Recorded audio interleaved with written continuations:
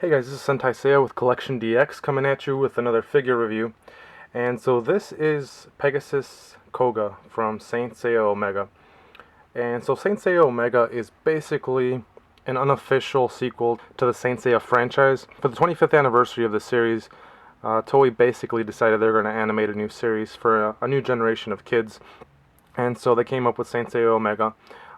It loosely follows the storyline of Saint Seiya, the original, the 80s series, and the subsequent OVAs and whatnot.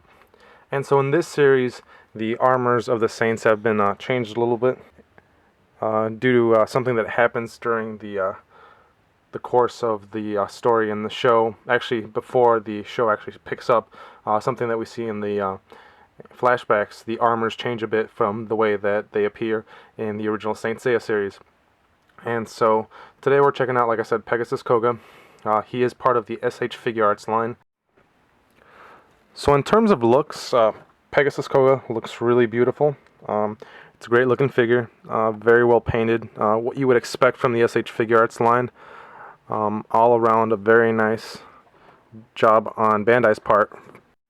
And so you'll notice that on the chest, on the elbows, and on the knees of the armor, there are these crystals.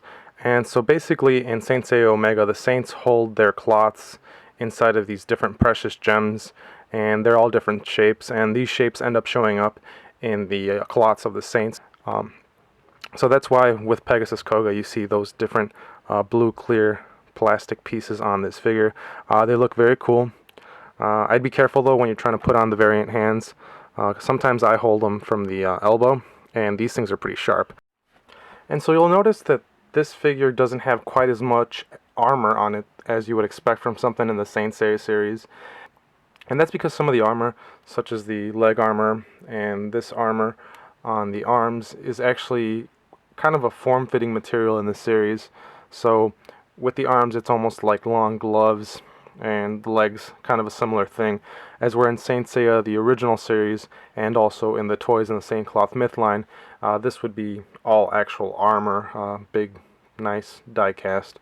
But this is not the case with the Saint Seiya Omega series, but that's the way it's designed in the show. It's kind of a hybrid of cloth and metal, so it definitely has a unique look to it. It makes it stand out from the designs of the original show. Some people might like it, some people might not. I personally think this is one of the coolest things of Saint Seiya Omega, is these new designs. They decided to go a different route a little bit with the armor. And since this is pretty much happening all the time, let's just talk about this now. I really wish the feet would have been made of die cast. Some of the SH Figuarts have die cast in the feet, and pretty much every figure in the Saint Cloth Myth line, except for the ones that don't have armor on them, have die cast feet. And so Kouga's feet are made of a very light plastic, which is not very good for keeping this guy up. If you don't get him standing just right, he's going to fall over. And since we're on the topic of the nitpicks I have of this figure, let's just get into a couple of the joints are a little bit loose on my figure. The ab crunch right here, kind of loose, not horribly so, enough to where it makes posing the upper body a little bit more of a chore than it should be, I would think. And then also the waist in here, there's a little ball joint in between the waist and the bottom part of the torso is a little loose. And that might have been my doing though, because when you get this figure, there's a plastic piece in between the skirt armor and the figure, so the skirt armor doesn't scratch the paint on the rest of the figure. And so I just pulled the plastic off, and it popped off the top of the figure, revealing the ball joint inside. And maybe that's why this ball joint is a little loose fitting with the rest of the figure. And so one more thing I think could have been done a little bit better with this figure is the fit between the neck and the rest of the body of the figure. As you can see, there's a gap there, and you can see this most of the time. You really have to push the neck and the head forward to close this gap up, and obviously you're not going to pose your figure like that, like he's always looking down. So definitely could have been done a little bit better. Not a big fan of that gap there. And so one of the selling points of the SH Figuarts line is the articulation. All these figures have very good range of motion. So let's look at what Kouga has to offer. In the lower section, you have a nice ball joint at the hip, and the leg also extends down a bit. Double jointed knee. You got a ball joint on the ankle, and the foot also goes up. You got a nice hinge on the toe. For the top of the figure, you have an ab crunch. You have a ball and socket in the shoulder, double jointed elbows, ball in the wrist. You have a ball joint inside of the head connecting to the neck. You also have a ball inside of the bottom part of the neck connecting to the rest of the figure.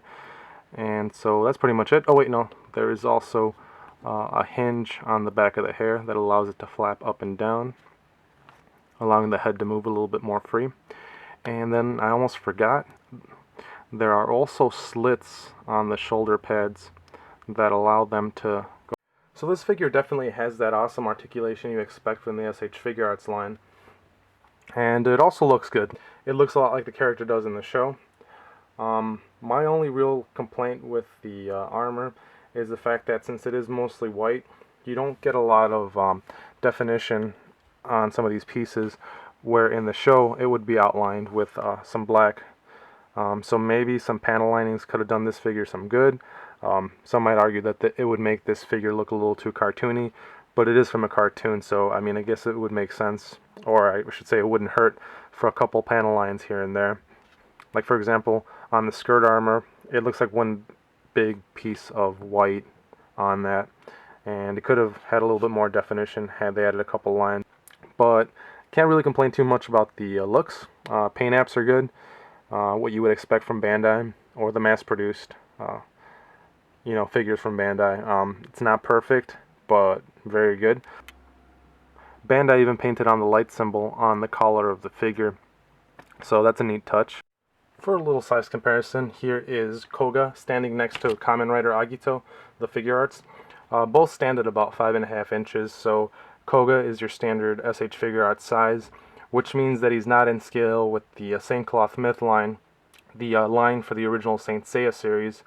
Since Kouga is one of those characters in the SH Figuarts line that has a human face rather than a mask on it, like the Kamen Rider figures and the Super Sentai figures, Bandai has included alternate faceplates for this character, and these are pretty easy to put on. You just snap off the hair, and you get your faceplate, and that part of the tiara, or the headpiece, whatever you want to call it, is attached to the top of the faceplate. And so then all you have to do is put the other faceplate on. And then besides an extra faceplate too, Bandai included a separate hairpiece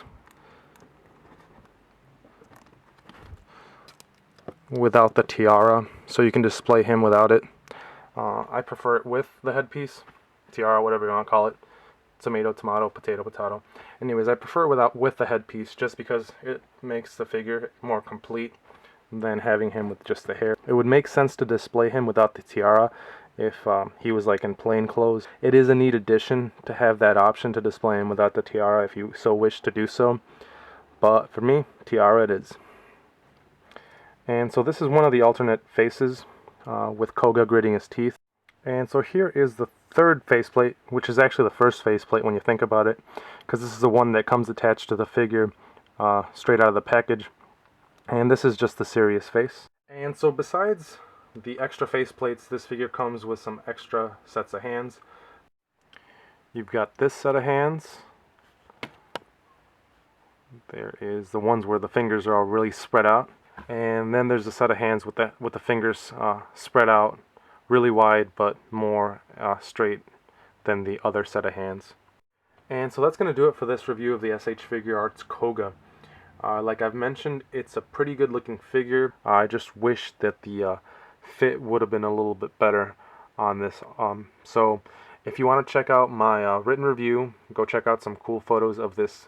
Head on over to CollectionDX. And this has been Sentai Seiya. I'm doing a Saint Seiya review as opposed to a Super Sentai review for once. I'll see you guys around, and have a nice day.